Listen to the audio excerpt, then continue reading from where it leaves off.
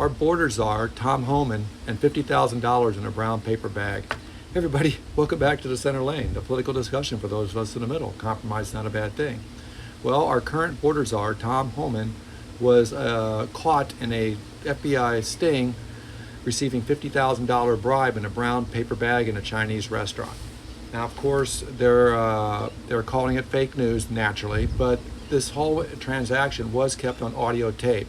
So there is some proof out there, and he is even caught saying on that tape that he's going to put the $50,000 in a trust fund. It will not be, and the whole time he's with Trump, it will not be accessed. And whatever he wants to do after that, I guess he would do. That sounds pretty suspicious to me. The funny thing is, too, he wasn't really, they're saying it was trying to get people that work for Trump and trying to catch him by Biden with the Justice Department, but that's not the case either. They weren't even going after him. They're going after somebody else, but his name kept popping up. Hey, if you want to get government contracts, see, the whole deal is being the border czar, which he doesn't really even have much say in, but he has sway with who gets what. And he's not the only one, trust me. These guys in politics and people that give them money, these people that give them money on both sides of the aisle, when it comes time to get a government contract, guess who gets first dibs or first bid? It's these people. So in this case, he's flat out giving cash in a brown paper bag, but it happens all the time with the other parties too. Don't kid yourself. You get in a district and somebody's a good donor for you and they happen to have a construction company and there happens to be a building that needs to be done for the government. Don't be surprised if that person who gave you the nice campaign contribution, gets the bid, gets the contract. So I think it's along those lines. But $50,000 is nothing to sneeze at in cash in a brown paper bag. Kind of hard to explain that one away. It kind of reminds me, if you guys are old enough to remember the app scam cases, the FBI stings they were doing in the 70s and 80s, where they literally entrapped several congressmen and even a senator. I think it was 6 Democrats, 1 Republican. And they posed as Arab sheiks, the FBI undercover, and it's kind of the same thing, give us these contracts or give us some influence here, and they were giving out cash prizes. And some of the people in Congress were honest, and they called them out on that and reported them, and other ones just took the money. And it was kind of funny too. I remember these 2 congressmen were using for their defense, most of them were saying, hey, it was entrapment. There was never no such thing as this Arab company. But yeah, but you took money.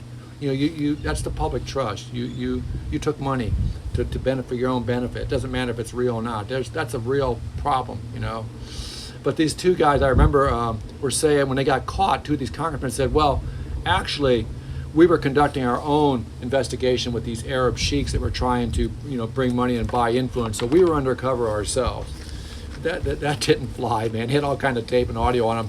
They were taking that money for themselves. If they were doing some kind of undercover operation for themselves, they never got to tell anybody that, in the law enforcement industry. So that fell flat. I'm not sure what the deal with Homan's going to be. But here's the deal I would say is, and it goes back to Epstein. We're always back to Epstein. If there's audio of this, if there's proof of this, then put it out there so we can hear it and make our own decision. It sounds like when I've read in Rutgers, which is a more right-leaning news service, and they're pretty straight down the line as far as their reporting. They don't slant things; they just give the facts.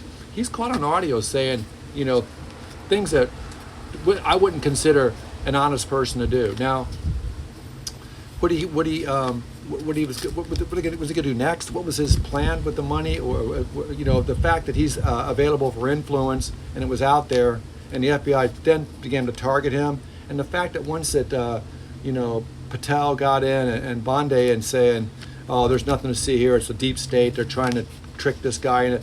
You got a bag of money in your hands, 50 grand, man. You're not reporting it. I don't see you bringing the cops in when they gave you the money to try to bust them. I mean, it looks pretty damning.